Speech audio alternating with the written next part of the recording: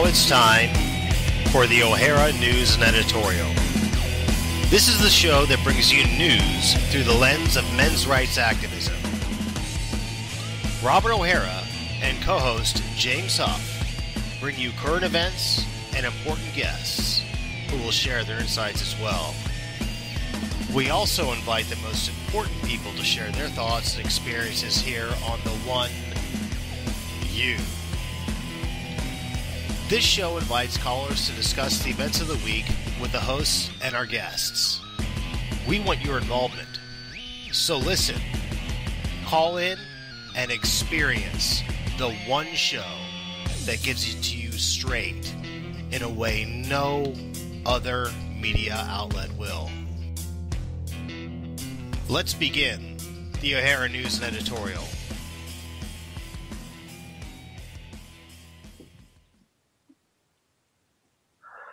And we're back with another edition of the O'Hara News and Editorial on this Tuesday, October 21st, 2014. It's been a very eventful week. Lots of things are happening in the news, and tonight we have as our guest Justin Trottier. I've been wanting to have him on the show for quite some time. Actually, I was able to get him on the show tonight. I got in touch with him this weekend, so he's going to be on the show later on. I'm really excited about this. I've been wanting to have him on for a while, as I've said. Definitely one of the old guard. I guess he's been in the men's rights business for quite some time now. Well, I say quite some time, maybe not as long as Paul has, but he's been in it longer than I have, and I've some things I've wanted to talk to him about. So, James, how was your week? So far, so good. That's good. Well, let's get on with the news. Going to start off with what happened last week with Anita Sarkeesian. It was a huge deal last week on Tuesday, exactly a week ago, when Sarkeesian announced that she was not going to be speaking at Utah State University because of death threats that the administration there had been receiving via email, saying that there was going to be a Mark Lapine type massacre carried out if she were to speak.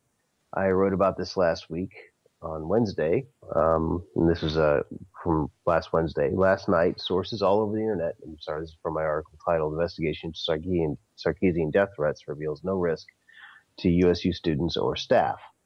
Officials cast doubt upon their validity. Late last night, sources all over the internet were ablaze with the news of emails sent Monday to staff at Utah State University where Anita Sarkeesian was scheduled to speak today. This would have been last Wednesday, threatening a mass shooting if the event were to take place. In addition to the media frenzy, students and faculty protested the threats vehemently. If you do not cancel her talk, a Montreal massacre-style attack will be carried out against the attendees, as well as students and staff at the nearby Women's Center. I have at my disposal a semi-automatic rifle, multiple pistols, and a collection of pipe bombs. This will be the deadliest school shooting in American history, and I'm giving you a chance to stop it, the email stated. You have 24 hours to cancel Sarkeesian's talk. You might be foolish enough to just beef up security at the event, but that won't save you. Even if they're able to stop me, there are plenty of feminists on campus who won't be able to defend themselves. One way or another, I'm going to make sure they die. The email went on to refer to Mark Lapine, the shooter who went on a rampage on a Montreal campus a quarter century ago, killing 14 women and wounding 10 women and 4 men. In the 25 years since that shooting, the name Lapine has taken its place among the names of many other mass shooters and now has a status of relative obscurity. Among feminists, however, his name is often used to evoke images of terror and violence toward women. Utah State University Police is coordinating the threat information with other local, state, and federal agencies, including the Utah Statewide Information and Analysis Center, the FBI Cyber Terrorism Task Force, and the FBI Behavioral Analysis Unit, said a statement issued by the University Police Department at 4 p.m. on October 14th. On the website of the school's newspaper, Utah State Today. After a careful assessment of the threat, it has been determined it is similar to other threats that Sarkeesian has received in the past, and all university business will be conducted as scheduled tomorrow. I'm sure many of you have already read this article. I'm not going to go on with it, but just to go ahead with the analysis, my own editorial analysis, this comes at the heels of other threats that Sarkeesian has supposedly received, which have never been substantiated, and which her critics increasingly, even up until last week, have claimed are contrived by her in order to get publicity and more money. I called up the school last week on Wednesday and was lucky enough to get in touch with the school's executive director of public relations, Mr. Tony Vitale. And I'm not quite sure he really fully understood who he was talking to when I interviewed him, but I recorded the phone call. Many of you heard the conversation. But he told me flat out that after a matter of maybe an hour or two of the FBI looking at the email and looking at all the other ones and going through the email headers, they first of all ascertained that this was not a student at the university that sent this email, or at least they believe they are near 100% certain that it's not a student that sent this email. So throw that out the window. But also, they basically said these threats are not credible. We do not perceive a threat here. So while this is not 100%, does not make people 100% certain that Sarkeesian is contriving these threats, or that her supporters are contriving these threats in order to gain publicity, it makes it almost so. And it's just and the reaction to this story last week was immense. It got 2,000 views in 2 hours after publishing it on A Voice for Men. The audio recording I had of that conversation was spread all throughout the internet, and all these major news outlets, and there were thousands of commentaries on the internet, and news stories about Anita Sarkeesian counseling the event. None of them have mentioned the fact that the school, in very short order, along with the FBI and state and local law enforcement, said these threats aren't credible. They made a big hoo-ha about her not speaking at the school, and the fact that Utah is a conceal and carry state, and that these gun freaks are going to come kill her. These anti-feminists, they want to kill her, and there's going to be another Mark Lépine style type massacre. Feminists love talking about Mark Lépine. That was the big red flag right there. Most people, if you ask most people who Mark Lépine was, they'd say no. But if you ask any feminists, they'd say yes, and that was a big red flag in the email that was sent. My own opinion, and I'm sure many people share this whole thing is just a publicity stunt. I really hope that the FBI finds out who this person is and arrests them for sending this threat. And I hope that when they find this person, that the University of Utah, whoever this might be, it might even be Sarkeesian herself or one of her buddies, I don't know. But I hope that when they do find this person, that Utah State University sues the crap out of them, because this business is just ridiculous. This is incredibly destructive. These people need to be stopped. They're lying. They're ruining the reputation of a right good school. They're terrorizing students, and they're poisoning an entire community of people, the gaming community. And they need to be found out for who they are. And the sooner the better. That's my thoughts about the whole story. James, tell me yours. Victim politics as usual. Victim politics to the nth degree. I mean, this is extreme. If it is what I'm almost certain it is well, let's see how many other states with concealed carry laws or anything like that she decides not to speak in. Yeah, right. I live in a concealed carry state, Virginia. Well, I think the reason she chose Utah to do that is because Utah is although Salt Lake City is a pretty big city, for the most part, it's a not a very populous state. So she can get by with never speaking there and not having to worry about losing speaker's fee money. So she just decided to pick on Utah. That's kind of what I'm thinking was going through her head. You know, I mean, how many conceal and carry states are there in this country? There's 1, 2, 3. Honestly, I have no idea, but it's a significant number. Yeah, we'll see. We'll see how many she decides not to speak in. Mm-hmm. Exactly. You know, just I mean, if she's so afraid of that law, then she shouldn't be speaking in any state that has concealed carry. Right. Yeah. Right? But I don't think that's going to happen. I'm just saying. I don't think she's going to refuse to speak in Denver. I don't think that she's going to refuse to speak. At least we can do. At least we can do is expect some consistency, right? Right. Yeah. No, I promise. I don't think that we can. I can promise you that this is about the money. Oh, this is totally about the money. And I think. I mean, I suspect that she is. I think she may have gotten a large donation from the anti-gun lobby, gun control lobby. I mean, that's how these people operate.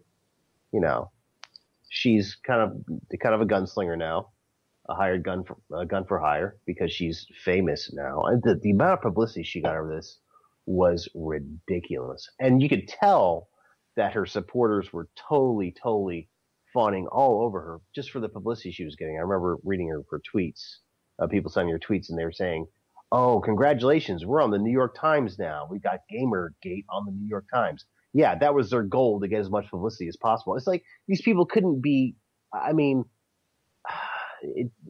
they have to try really hard to do a worse job of making it obvious that this whole thing was a publicity stunt. I mean, anybody with half a brain will be able to tell that something's going on here. You know, there's a rat, and people know who it is. Thunderfoot did a brilliant video on this. I'll put it in the chat room. But I can't help. There's the thing about this whole thing is if she in fact is behind this death threat, and I believe that she is, maybe in a tertiary manner. But if this is the case, she and her gang are really engaging in very, very reckless and destructive behavior. And if they get found out and they get caught, it's all over for them. It's all over. The whole thing. The fallout's going to be incredible too.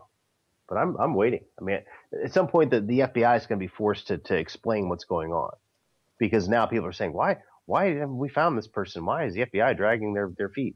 Well, maybe the FBI knows something that these people don't know, and that is that these death threats are probably coming from Sarkeesian herself. You know, she's using these as a publicity stunt. I have a feeling. I mean, I just can't help but think. Look. Even if it wasn't, they still overblew it by a whole lot. The thing is that it just, the whole thing stinks of orchestration by someone who wants publicity or wants to give Anita Sarkeesian publicity, whether it be her herself or somebody else on her behalf. The whole thing just reeks of it. I mean, you just can't get around the obvious smell of a hoax. It's all over the place. But I'm looking forward to seeing what's going to happen. We'll see. So, I have about as much faith in the people who are investigating as I do in feminists themselves. Right. Yeah. Speaking of college campuses,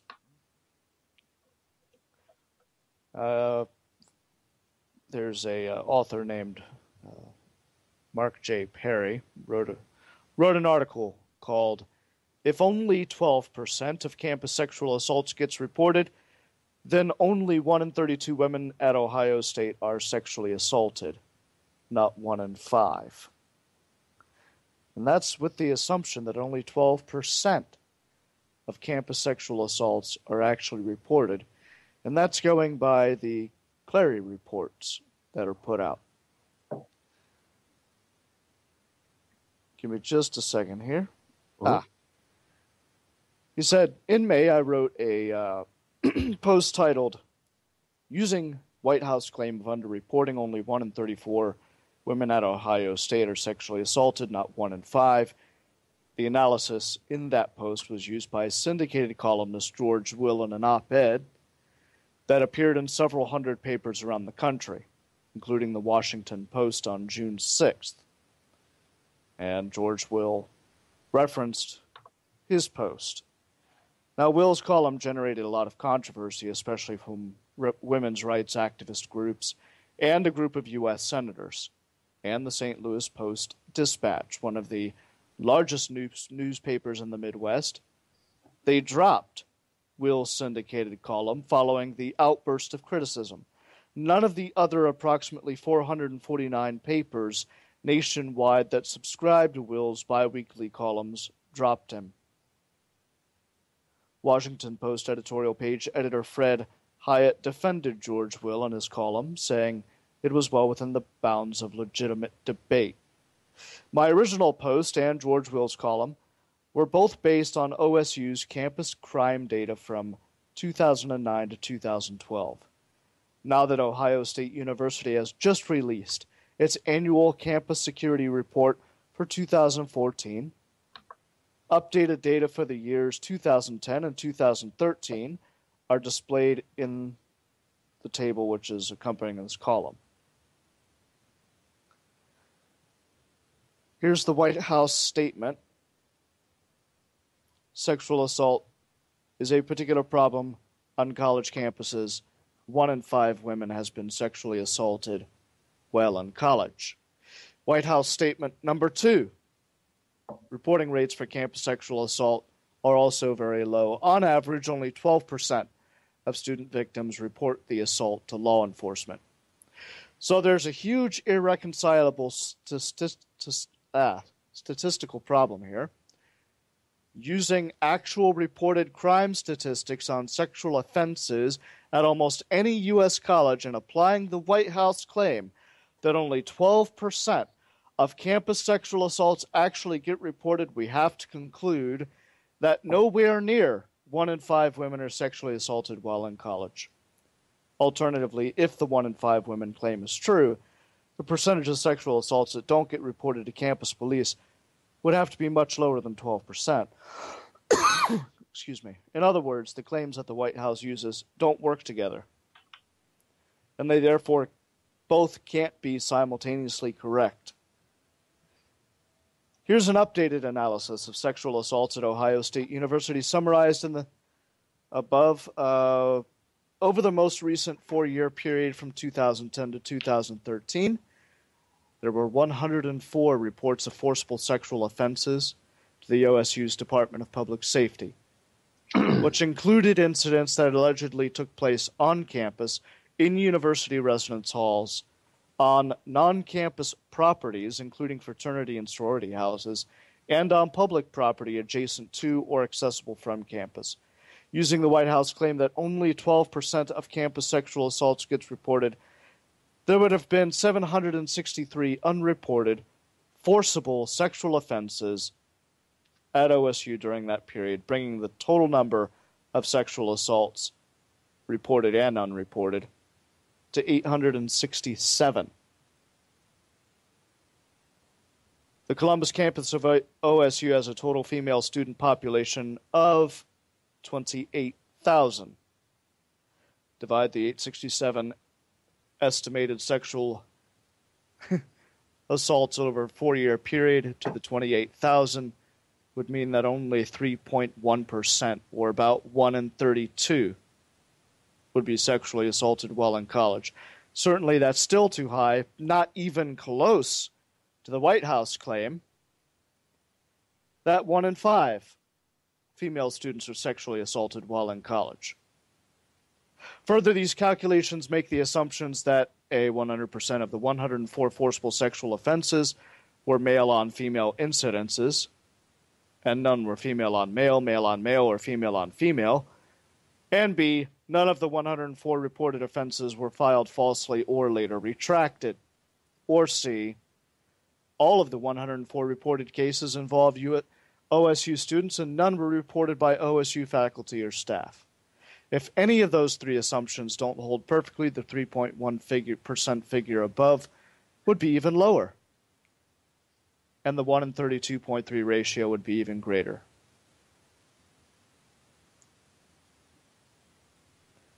Yeah. Yeah.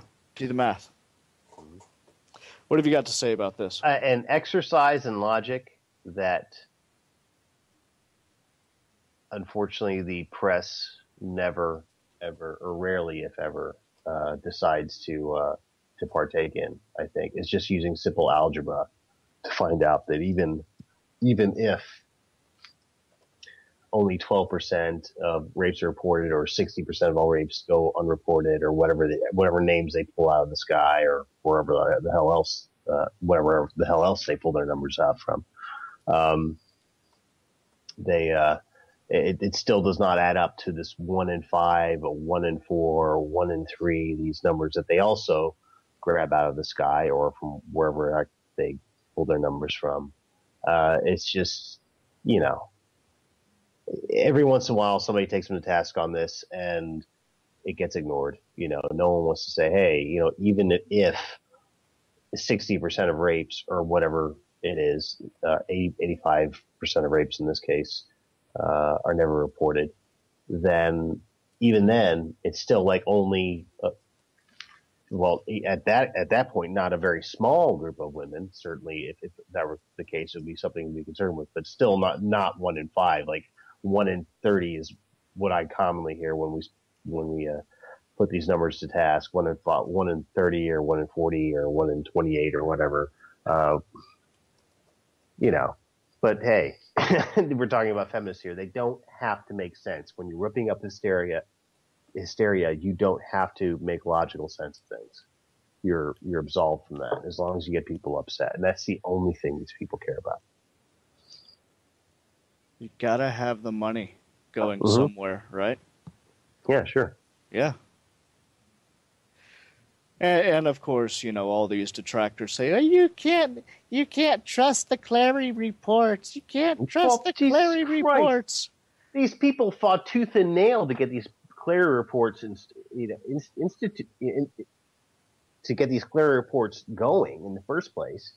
And now that they're getting the real data, the only information they have, which is police reports, they're just not satisfied with that because there's not enough rapes. Yep. They want women to be raped. That's what they want. They fantasize of a world where where there's a rapist behind every tree, and raping women is a routine thing that normal men do. That's their narrative. And if the facts don't fit the narrative, then you change the facts. But you can't change math and logic and actual facts, actual numbers. You just can't do it. Not for long you can't, before people call you out on your bullshit. So, anyway. Going on with the news. Another pretty important news story, which I published today. The North Dakota Bar Association uses dues to oppose shared parenting initiative in that state, and the supporters of shared parenting respond. Last week, the North Dakota Bar Association donated $60,000 to Keeping Kids First, a committee formed specifically to defeat a shared parenting referendum in North Dakota to take place on November 4th. Measure 6, the proposed legislation that would be made law by referendum, will mandate a 50-50 split in parenting time between both parents in the event of a custody dispute, unless one parent can prove the other is unfit. The donation appears to be in violation of the U.S. Supreme Court decision Keller versus State Bar of California, which holds that a mandatory state bar association's activities are limited to those directly related to the regulation of the legal profession of the state. Supporters of Measure 6 are quick to respond. It is illegal what they're doing. Mitchell Sanderson, spokesman for the North Dakota Shared Parenting Initiative, told Watchdog.org last week. No doubt about it. They're a mandatory association, so they cannot use any funds to lobby against a measure like this. The Bar Association justifies donation by saying it wasn't to support or block any kind of political action, but rather that the donation was more altruistic in nature. North Dakota Bar Association's Tony Weller said the Bar Association's governing board has determined this ballot measure isn't a political issue. This is a social policy issue rather than a political issue. Right, Mr. Wheeler. Nice. Robert Franklin, a former attorney and executive executive editor of the Houston Law Review and now a board member of the National Parents Organization, argues that the Bar Association isn't using their funds legally, and litigation may be forthcoming. He cited the recent decision of Nebraska's Supreme Court, which recently reined in the political activities of that state's Bar Association. In September 2014, the Nebraska State Bar Association settled a lawsuit filed by a state lawmaker who claims his dues were being illegally used for political activities. According to the Associated Press, mandatory membership dues in that state dropped from over $300 per year to under $100 after the courts restricted the use of those funds to, quote, only those activities needed to regulate the legal profession, such as maintaining records, mandating continuing education for lawyers, and enforcing the ethical rules of attorneys. My belief is that the North Dakota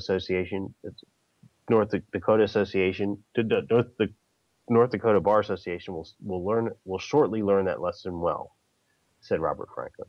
According to Franklin, the Bar Association isn't complying with the Supreme Court's rulings in Keller and Abood. Keller very clearly holds, where you have a mandatory state bar, the dues cannot be used for anything but a legitimate regulatory function, Franklin said.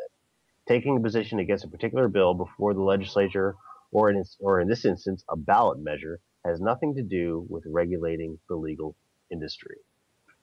The article goes on to describe these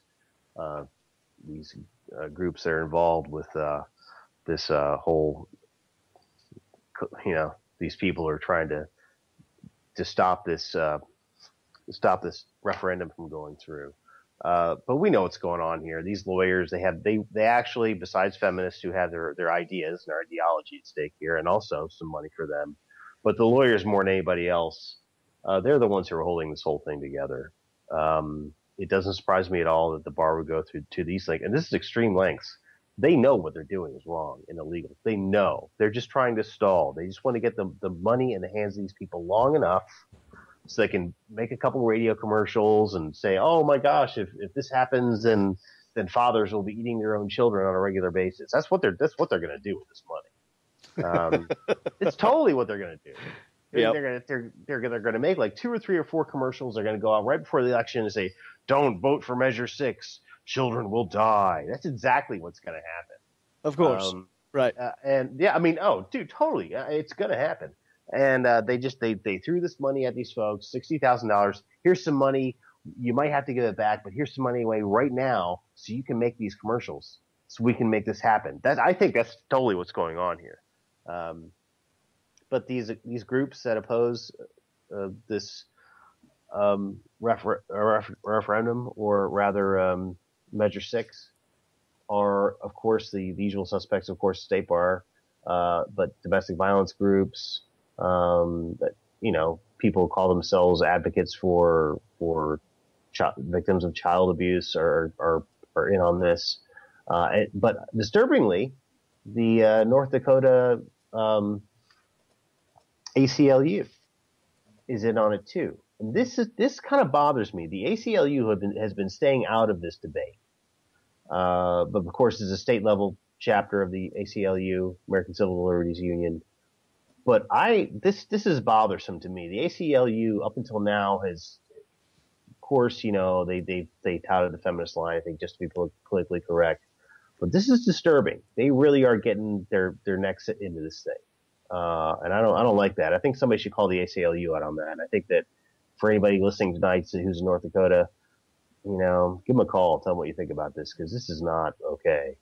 They should be a cut above these family court lawyers and feminists, but they're, I guess, not in Dakota. They're not. But what do you think about that, James? The ACLU? No, their chapters in Dakota, man. Their chapters in Dakota are obviously corrupt. Mm-hmm. And of course, the ACLU national offices aren't going to say anything about it because it makes them look bad. So they're just going to let it go with. Just real. But yeah, it's going to be more of the usual political fear mongering in that state, and I don't know. Look, we're coming up on the midterm elections here pretty soon. I think that's going to speak a lot over the next over the next little bit on what these people are looking for. You know, we'll see. Yeah. So, do you have another news story for us? Actually, yes. I've got one more here. This one coming out of Toy Soldier at WordPress. Not really a news story, more of a blog post, but I think it's important to cover the concepts that are in it. Give me just a second here. Sure.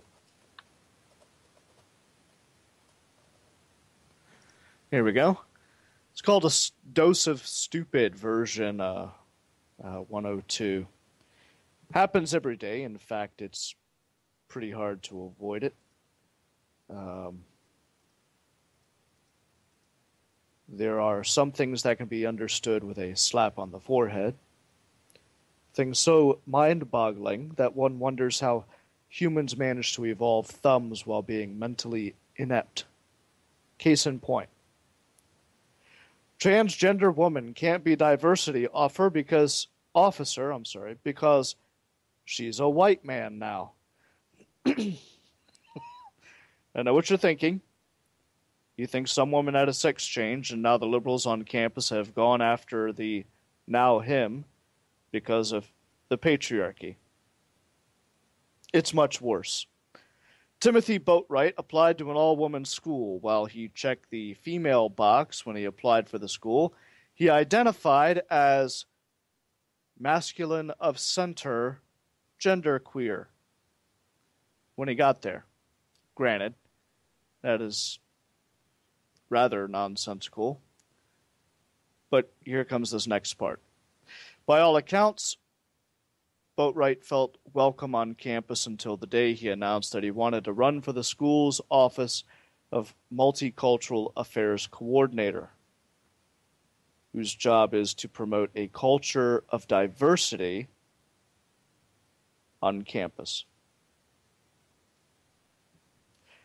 But some students thought that allowing Boatwright to have the position would just perpetuate the patriarchy. They were so opposed, in fact, that when the other three candidates, all women of color, dropped out, they started an anonymous Facebook campaign encouraging people not to vote at all to keep him from winning the position. Quote, I thought he'd do a perfectly fine job, but it just felt inappropriate to have a white man there. The student behind the so-called campaign to abstain said. It's not just about the position either, the student added. Having men in elected leadership positions undermines the idea of this place where women are the leaders. Now, the New York Times ran an in-depth article giving further insight, quoting, last spring as a sophomore, Timothy decided to run for a seat on the student government cabinet, the highest position that an openly trans student had ever sought at Wellesley. The post he sought was Multicultural Affairs Coordinator, responsible for promoting cultural diversity among students and staff and faculty members. And along with Timothy, 3 women of color indicated their intent to run but dropped out for various unrelated reasons before the race really began. So he was alone on the ballot. So they set up this anonymous lobbying effort on Facebook. Of all the people at a multi-ethnic women's college who could hold the school's diversity seat, the least fitting one was a white man. To recap, Timothy signed up for school as a female so his mother would not discover he is trans masculine. Now, once at Wellesley, he told his fellow students to call him Timothy and refer to him with male pronouns. They did this with apparently little problem. However, as soon as he attempted to become a multicultural affairs coordinator, they turned on him because he's white and considers himself male. They think Timothy, a person who is female who identifies as male, you hearing this, right? They think Timothy, a person who is female who identifies as male, ever a minority if there were one, is unqualified to be a diversity officer because Timothy is a white female who identifies as white male. Yes. So you can identify with whoever you want to as long as it's not male. Then we're going to have a problem with you. Keep in mind that Timothy has done nothing to alter his body. Body is still female. Simply identifies as male. Yet that simple identification enough makes his fellow students hold his perceived maleness against him despite the likelihood that he has never experienced any male privilege at all. The politically correct fail is such a thing to behold. For example, there is this, quote, "Sisterhood is why I chose to go to Wellesley," said a physics major who graduated recently and asked not to be identified for fear she'd be denounced for her opinion. "A women's college is a place to celebrate being a woman, surrounded by women. I felt empowered by that every day. You come here thinking that every single leadership position will be held by a woman. Every member of the student government, every newspaper editor, every head of the Economics Council, every head of the Society of Physics. That's an incredible thing. This is what they advertise to students. But it's no longer true. If all that is no longer true, the intrinsic value of a women's college no longer holds." My gosh. That fear is genuine. A student named Laura Bruno was interviewed and did not go well for her when she stated that having men on campus diminished the importance of having a women's college. The interviewer asked Laura to describe her experiences at an all-female school and to explain how that might be diminished by having men there. Laura answered, "We look around and we see only women, only people like us, leading every organization on campus, contributing to every class discussion." Caden, a manager of the campus student cafe who knew Laura occasionally, was upset by her words. He emailed Laura, and her response was extremely disrespectful. He continued, "I'm not a woman. I'm a trans man who's part of your graduating class, and you literally ignored my existence in your interview. You had an opportunity to show people that Wellesley is a place that is complicating the meaning of being an all-women's school, and you chose instead to displace a bunch of your current and past Wesley siblings." Now, Laura apologized, saying she hadn't meant to marginalize anyone and had actually vowed beforehand to not imply that all Wellesley students were women. But she said that under pressure, she found herself in a difficult spot. How could she maintain that women's colleges would lose something precious by including men, but at the same time argue that women's colleges should accommodate students who identify as men? Brilliant. Continuing on, I feel sorry for students like Laura. They want to be inclusive, yet they draw their sisterhood. They want their sisterhood. The moment someone identifies as male enters their foray, that ruins the latter possibility. The simplest solution would be to require every student at least to identify as female. That would solve the immediate problem of having females transitioning to or identifying as males on campus. However, it would cause the new problem of asking the students who identify as male to leave. Yet I do not feel sorry for the students. This is precisely what happens when political correctness is left to its own devices.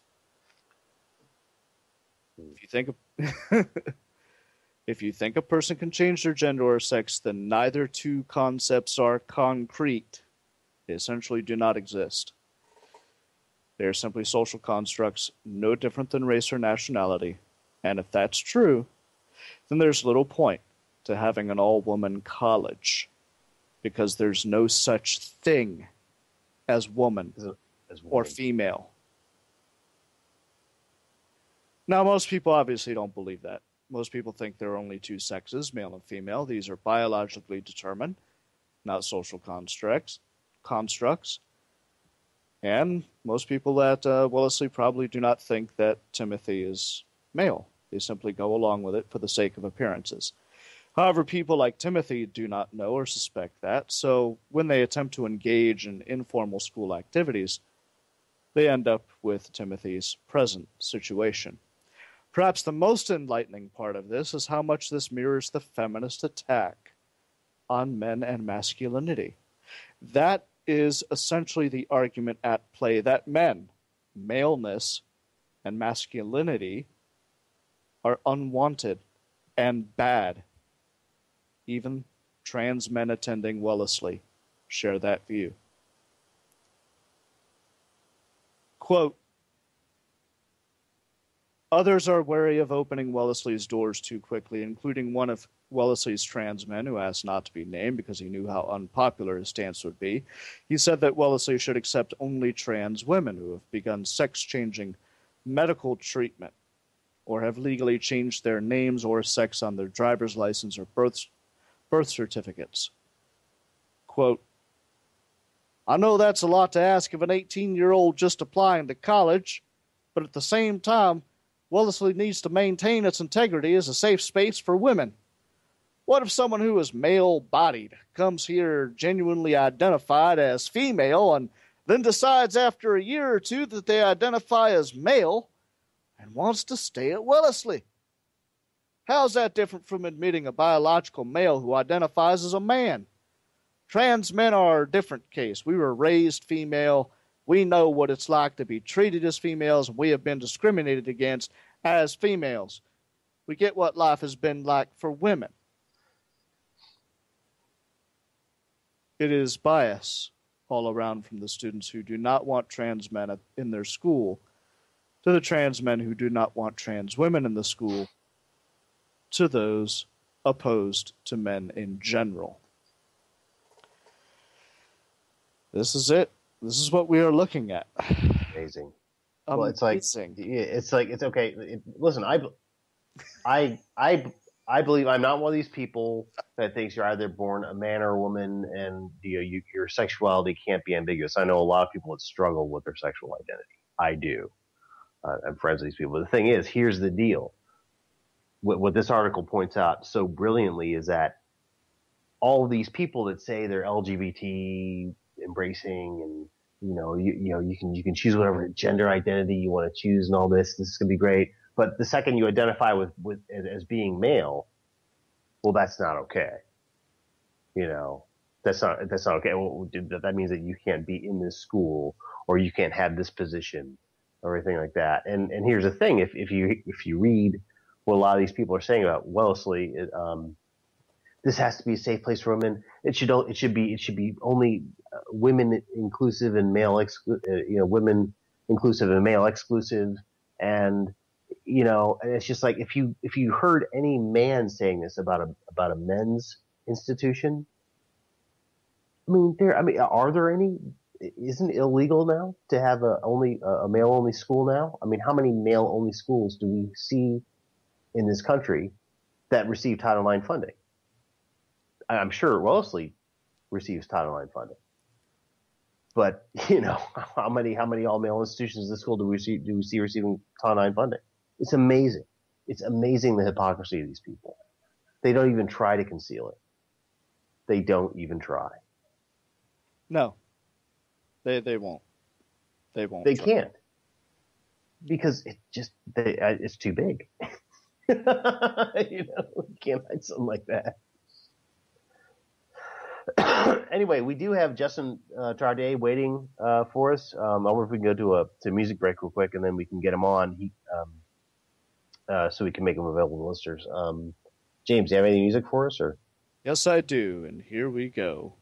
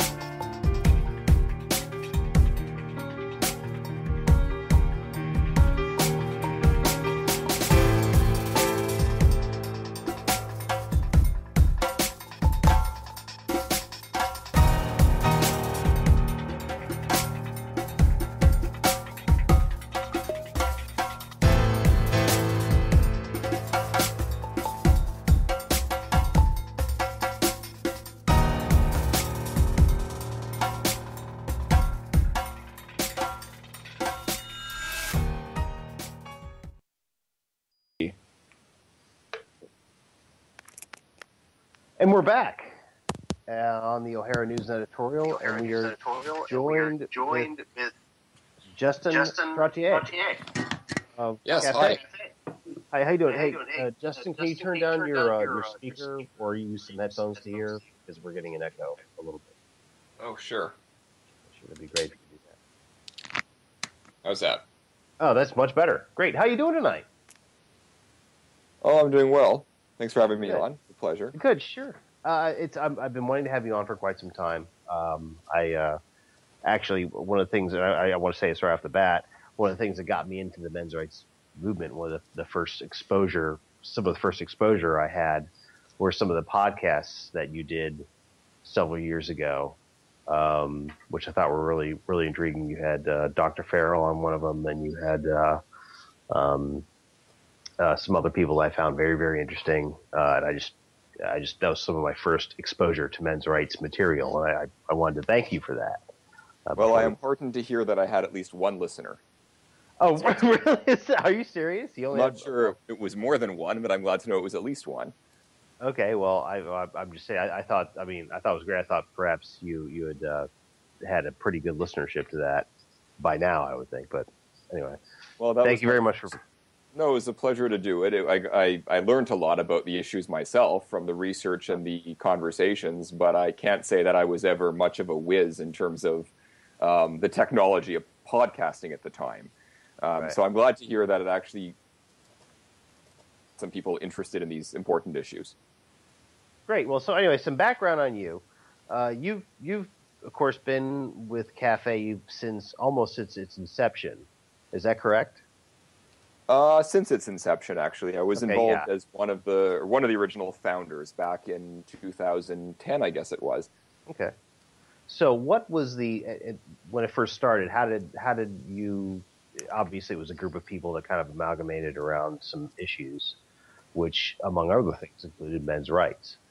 How did you personally, and if you could also tell us how other people with Cafe who were there at the very beginning, how did you all become interested in these issues, and how did you actually connect and start doing something with Cafe? Well, I came to a point where I had been experiencing, from stories I was hearing and my own personal observations, an increasing awareness of a variety of men's issues. So for me, there wasn't one particular issue. It was that I was seeing things either in our culture or when it came to the disproportionately low number of social services available to men, or I was reading stories about the disproportionately the way in which men are disproportionately affected by violence in our communities. I live in Toronto. It's not a particularly violent city, but nearly every time there is a shooting, and they've been increasing tragically the last few years, you can predict that the victim is overwhelmingly likely to be a male. So I was witnessing all of these things, and people were telling me stories about the horrors of going through the divorce courts and being falsely accused of domestic assault and all sorts of things. Mm-hmm. And I started to research these areas in more detail and read a number of very good books. And then I looked around. I looked for organizations, because that's what I do, is I join and I get involved in organizations and I try to make a contribution. I was actually very surprised to find that there were very few. There were a few organizations, not many, and the ones that were out there were dedicated to one particular issue, but there really wasn't anything in Canada anyway that was looking at the entire movement.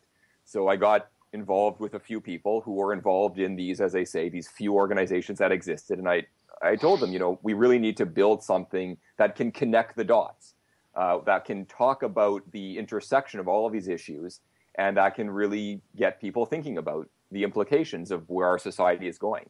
And so a very small number of us got together, started putting on some events, started recruiting some volunteers, and that was back in 2010, 2011. Things really started to snowball, I guess, from there. And I should say we've always been very much a men's issues organization. So I know there's a very interesting debate about men's rights versus men's issues, but for us, it's been about putting forward a forum where people can talk about issues from different perspectives. So we're not necessarily putting forward any particular ideological position. We just think that these issues need to be talked about. I see.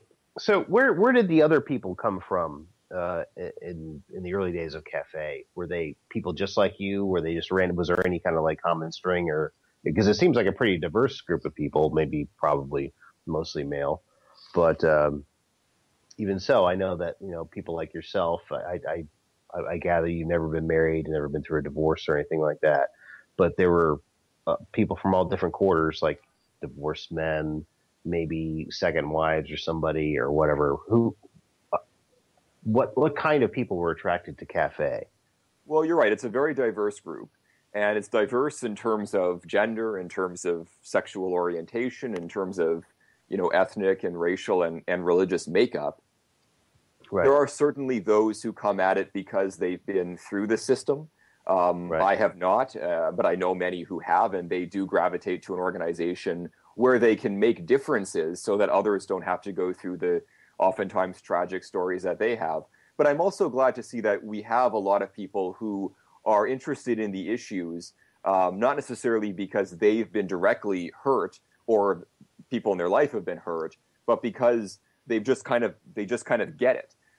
Maybe they've come out of like a social work background and they've seen that the services that they've been involved with have not done a very good job of bringing men into these programs, so they want to kind of make up for that, or they've come out of more of a research background and they're just interested kind of academically as scholars in terms of understanding masculinity and the evolving nature of what it means to be a man. So we bring people from all over the place, and that's been one of the strengths of the organization, that we're very broad in terms of the issues that matter to us, as well as in terms of the approaches we take, and that's meant that we can really build a very large umbrella movement.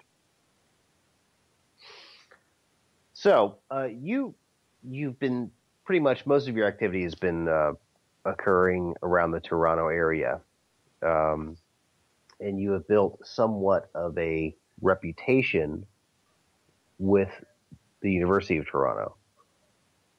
How did this work out? How did you build this thing? Obviously, you just got some events together, and you pulled them off brilliantly. I mean, some of the most important things that have ever happened thus far in the men's rights movement have happened in Toronto because of you guys. There's no doubt about this.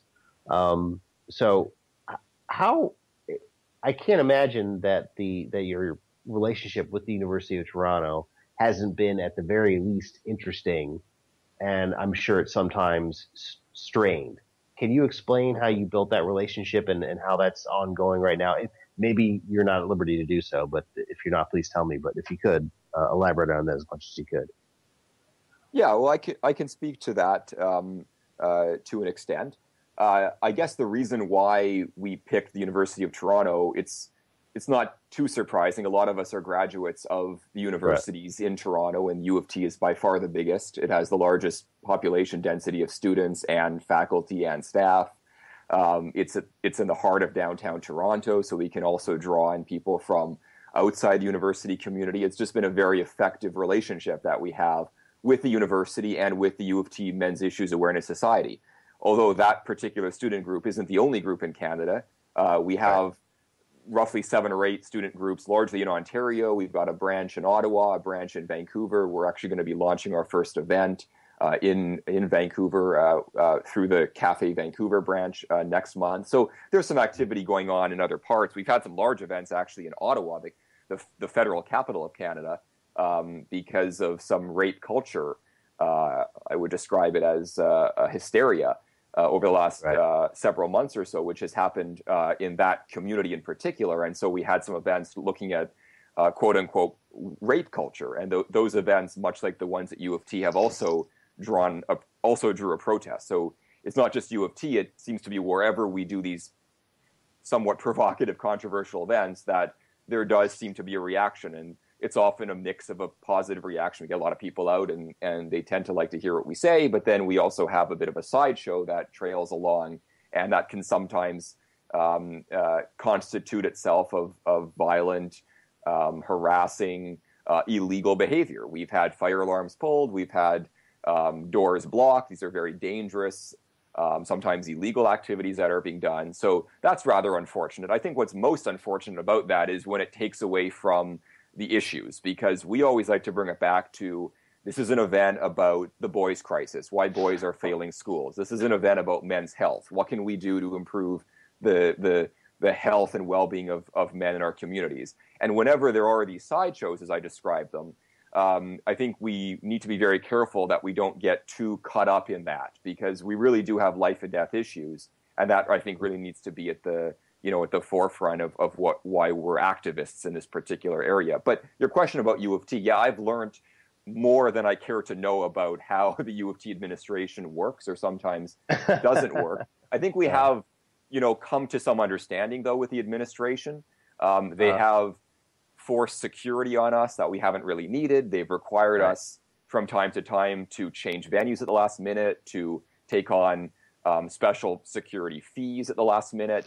But most of the time, they've been rather reasonable about it. And when we presented a case as to why they shouldn't charge us a fee, why they should cooperate with us, why it's in their best interest for our events to go on, they've tended to react positively to that. In fact, the last event we did just a couple of weeks ago, they reversed policy. They themselves absorbed the security fee, so we didn't have to pay that, and they actually moved us to a much nicer venue. And I think the reason they did that was that they understood when we told them that if you want to have a university that values freedom of speech, if you don't want to have a university where you have illegal riots happening, then you don't want to reward protesters. You don't want to punish student groups that do nothing wrong and give incentives to protesters to do everything wrong. I think they got that, and that's nice to see. That's good. I'm sure that's been a very interesting journey. So about the event 2 weeks ago at the University of Toronto, it seemed to have gone off okay. At least that's what I heard from Danny, our Canadian news director. There were no protests or anything like that. Was there anything at all? Were the people standing outside holding signs, or if you could describe the scene for us? If you were there, were you there? Yes, yeah, I was part of the group that introduced the speaker. Of course, yeah. There was nothing negative at all. It was a very positive event, and I'm hoping that all of our events in the future won't have those sideshows. We can just focus on the issues that these speakers are coming to share. I mean, after all, these are some really high caliber guests. Yes. In this case, we had a therapist, a woman named Lynn McDonnell. She's a pioneer. She started a group called A Time for Men, and she's worked with some colleagues to develop male-focused workshops, support groups for men who have been victims of trauma and sexual abuse. I mean, she is really a world-class therapist, a world-class speaker, and it would have been very disappointing if the event had been hijacked by a group that didn't think that she had any right to come on campus and talk about the sexual abuse of men. So I'm very glad that didn't happen. Unfortunately, there was an attempt to have the event canceled. There was an attempt to vandalize and remove our marketing material. It wasn't successful. I mean, they did, they took posters and banners down, but we always were able to put them up very quickly. What I found kind of sad was that there was an incident where some young female student went to the office where we have our banners approved. We had a big banner up in the middle of one of the student centers, and the banner kept getting removed. We kept putting the banner back up. And at one point, we understand that a young female student complained that we shouldn't have the right to put our banners up. And when she was asked what offended her about the event, it was an event about sexual abuse of children, after all, she said, I don't really care what events they do. I just don't think they should be on campus. I see. So when I see this knee-jerk reaction, it really doesn't matter what the issue is. If they're not looking at issues through a feminist lens or through my ideological approach, they don't have there's no room for them on campus. I think something is very wrong when we get to that point. I see. So what's you alluded to something in our emails before of something that's going to be happening in the future with Cafe, and I'm sorry I can't remember what's going on, but what's the next step for Cafe right now? What do you guys plan? We have a ton of things going on. It's a very busy and exciting period. I guess the big thing is we've just opened the Canadian Centre for Men and Families, which is Toronto's first men's centre, and it's one of only a few centres in all of Canada that is really dedicated to the breadth of men's issues. So everything from support groups for men who have been victims of abuse, to mentorship for at-risk boys, to discussion groups and guest lectures. We're going to have legal aid eventually as well, so that men who have been accused of crimes that they haven't committed can actually get support. You may not know, but there's actually a number of legal aid clinics in Ontario. These are publicly funded legal aid clinics where you can go if you're a low-income person and you can get free pro bono legal support. But there are some clinics where if you go and you're a man and you're accused of certain crimes, you won't get support. If you're a woman and you're accused of the same crimes, they'll give you all the help you need. But if you're a man, they'll turn you away. So we're going to try to make up for that by providing our own in-house legal support on top of all the other programs that we're doing. And we will also be looking at setting up a shelter for men who are fleeing domestic abuse situations with or without children. In Toronto, there aren't any available spaces. If you're a father who is fleeing a domestic abuse situation and you have children, you aren't welcomed in any of the shelters. And Toronto does have many shelters, but in those situations you have.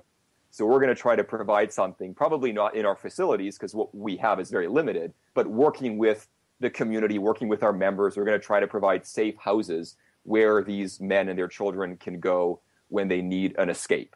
So a whole mix of services that really haven't been available to boys and men. This is something that we're going to try to give back to the community. And we've just opened. We had a meet and greet just a few weeks ago. The grand opening is coming up later in November.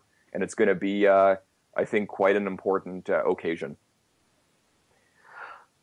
All these things take a lot of resources. How are you, just to be direct, how are you paying for all this? I mean, what kind of donors are you getting? This is really, it's very interesting because it's very difficult to find a way to fund men's issues groups anywhere. Again, you guys are probably the strongest group in Canada, or as far as I've seen. Where do your donors come from? Well, we're a very cost-effective organization. We don't have any staff, so we're not paying salaries. And for any charitable organization, we are a registered charity. We're actually Canada's only registered educational charity with a focus on boys and men's issues, which got us a bit of attention, or you might say notoriety when we announced that. But that was a pretty big deal because that gives us some fundraising advantages. So we don't have any staff. We pay rent at the Center for Men and Families, which we've just taken a lease on, but it's a fairly modest lease. So our expenses are low, but they're not nothing. I mean, you can't operate any organization with no funding. So we do have a membership program. We did launch what we call the Founders Club program. So we had a donor actually who stepped up and donated $5,000 when we announced the fundraising campaign to raise $50,000 for the eventual opening of the Center for Men and Families. That was a year ago, more than a year ago now, I guess, the fundraising to eventually open the center. A donor stepped up, gave us $5,000, said, here, try to get other people to match it. So we announced the Founders Club, and we ended up getting 8 more people to throw in at least that amount of money. And that, coupled with many smaller donations, but every donation, of course, counts, we ended up exceeding our goal, and we raised more than the $50,000 we needed. And that was enough to budget for 2 years of operations without staff. So now our next step will be another fundraising campaign in the next few months to raise money so that we can actually hire our first paid executive director. There really is no other way to do it. If you want to build a professional agency, a professional movement, you really eventually do need to professionalize. And that means having space, that means having staff, that means having people whose really full-time commitment is on building public awareness and providing services and resources to the community. So this is the direction we're going in. Great. Now I know you don't have that much longer to join us, but what I'd like to do, because it seems like you only have about another maybe 15 minutes. What I'd like to do is see if we can go to a real quick music break just after we announce the phone number and see if we can get some callers in here real quick for you. James, do you want to call do you want to announce the call-in number? Yeah, give me just a second here. I actually need to get it. Okay, folks, the number is 214-272-0408. I'll say that again, 214-272-0408. Give us a call.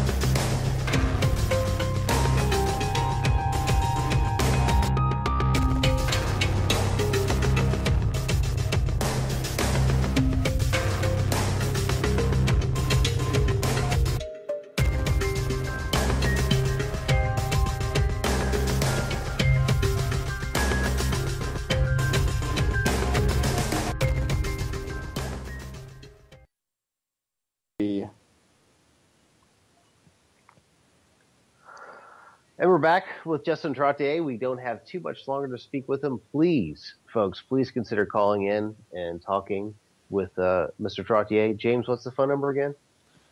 The number oh wow, you keep catching me off guard with that. I'm sorry about that. The number is 214-272-0408. Okay, so we're back, Justin.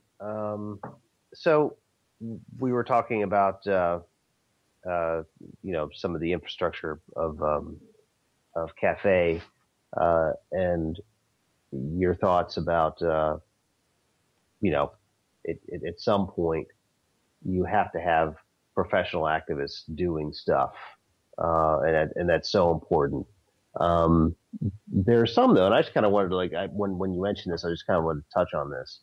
There are some who say that this leads down to a road of, and this is purely a philosophical question. This leads down a road of kind of corruption at some point. You know, if you're going to have a professional activist movement, eventually it's going to become kind of a self-perpetuating thing, and they have a perverse incentive to create some of the problems that they try to alleviate, as much as feminism has done. I got into an argument. The reason why I'm bringing this up now is I got into an argument with somebody about this a couple of days ago, and I kind of wanted to ask you what you thought about that.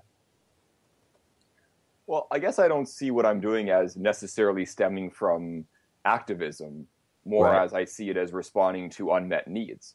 So Right. what we do with CAFE, or what we do with the Center for Men and Families, is we provide services like support groups for those who've been victims of abuse, or suicide prevention groups, or mentorship for boys who are at risk of failing, which are desperately needed to, in some cases, literally keep men alive. Right. And in other cases, help them thrive, help them graduate, get into a career that's meaningful to them, help them be a better part of their families. So long as there are social problems like the ones I've just described, there's going to be a need for charitable nonprofit organizations to respond. I would love it if we Right. lived in a world where there weren't any problems. Right. But so long as we are imperfect human beings in imperfect societies, there will be a need for support for those of us who otherwise fall through the cracks. And I think it's safe to say that men are more likely these days to fall through the cracks, partly because they don't know how to ask for help, and partly because when they do, the services aren't always there. And so that's what we're trying to do, is just provide that unmet need. Have you guys gotten any clients yet at the men's center? Have you had anybody approach you and say, I need help? Can, you know? Oh, yeah. We had clients well before we were prepared to do anything for them, unfortunately. And that's really the sad thing, is that we've had people calling us and even dropping by, needing services which we're just not in a position to do much about, because we're new, because it always takes time to build things. And we stated a very ambitious vision, but it takes time to be. You can actually match vision to reality and provide support for people. So we're getting there. We're filling in those gaps. We're actually going to be releasing a website in the next week where we will announce the first set of services that we will be providing starting in November, with a grand opening, as I said, later in November, where we will go into more detail about exactly what we're going to be doing. So we're very pleased to see that. And the other reason why it's sad that we can't do more is as you said earlier, it takes money, and we don't have enough to provide all the services we can. So this is a convenient time for me to, put a plug in for financial support to anybody who might be listening. They can go to our website, equalitycanada.com. There's a support us button, and any amount is, of course, it does actually go a long way, because our budget isn't huge. So really any amount actually goes pretty far to helping us do a little bit more for people who need help. What kind of numbers are you talking about? I mean, do you think you're going to have the resources available to help all the people that are already interested in the services, or not? I think the need will always far surpass our resources. But one way in which we're trying to leverage our scarce resources is through a model where we're not only providing services in-house, we're also acting as a referral.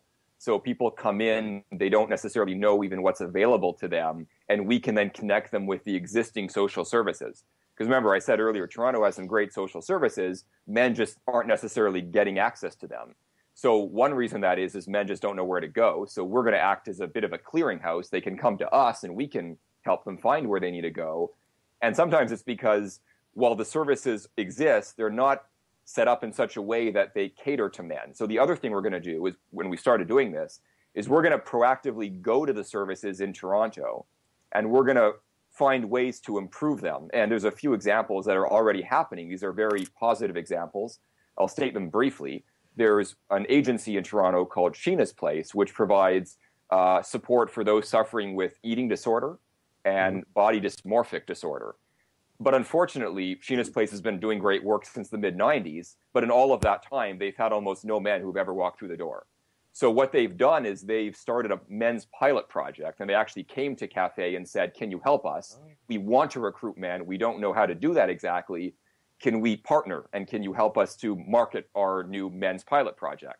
So that's the kind of example where we're not going to reinvent the wheel. Sheena's Place does a great job at, doing eating disorder services, but we can help them improve the program so they can get more men into their existing services. Another more recent example at the University of Toronto, where there's actually a community partnership office where the university partners with community charities and nonprofits.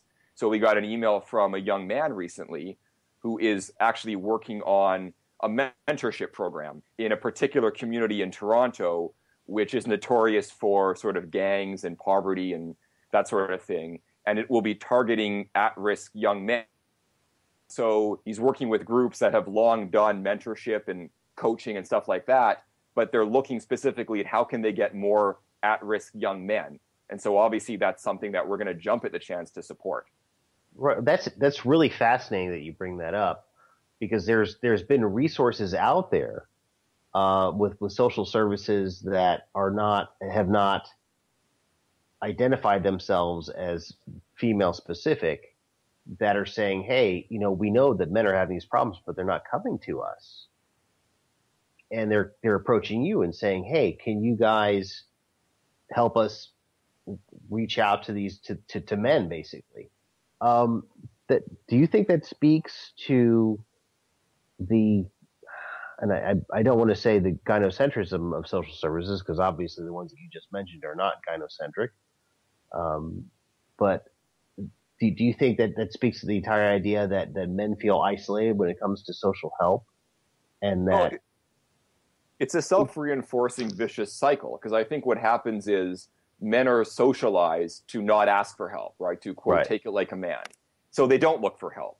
So the statistics show that women overwhelmingly seek out social programs. So then when it's time to build a new social program, who's it going to be geared towards? They'll do their market research and say, more women need the program. Let's make it for women. And that, again, sends the same signal back to men that the programs aren't there for them because they shouldn't need to use them. So it's a reinforcing, as I say, vicious circle, where the only way to break out of that is just to say, look, men are humans. They need the same support as women do. The research shows that even if men aren't using the services, the research shows they desperately need it. And I give you, the example of the eating disorder. The research show that 1/3 of new eating disorder cases were actually men. But in the case of Sheena's Place, there were no men going. So there's obviously a disconnect, right? And so a group like ours can leverage our scarce resources by not redoing all the social services that the city does, but in making the case that these need to be extended to men, and creating an atmosphere where men can find the services and can lobby to have them created where they don't already exist. Are you optimistic about where that angle's going in the future as far as as far as cafe growing? Do you think that by building partnerships with groups like this that you mutually reach out to, do you think that's you just mentioned leveraging your scarce resources?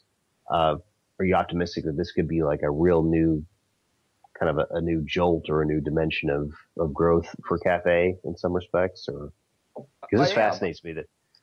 I'm very optimistic because I don't think this has really been tried before. And when we state our vision for the Center for Men and Families, we describe the vision not as providing this particular service or this particular resource. The way we state the long-term vision is catalyzing social attitude change, catalyzing a change in the way society sees men and boys. And if we can do that, we don't need to create all the services and all the programs.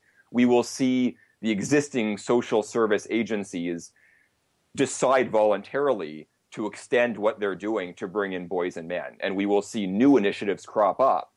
I'll give you another recent example. At one of the hospitals in Toronto, a group of psychiatrists got together and they did their own research, and they found that fathers were not getting the mental health support that they needed. And it was having a very negative effect on their own health, the health of their spouse, and the health of their family. So they've started a network for fathers' mental health awareness. And it'll be a web portal where fathers can get all sorts of services.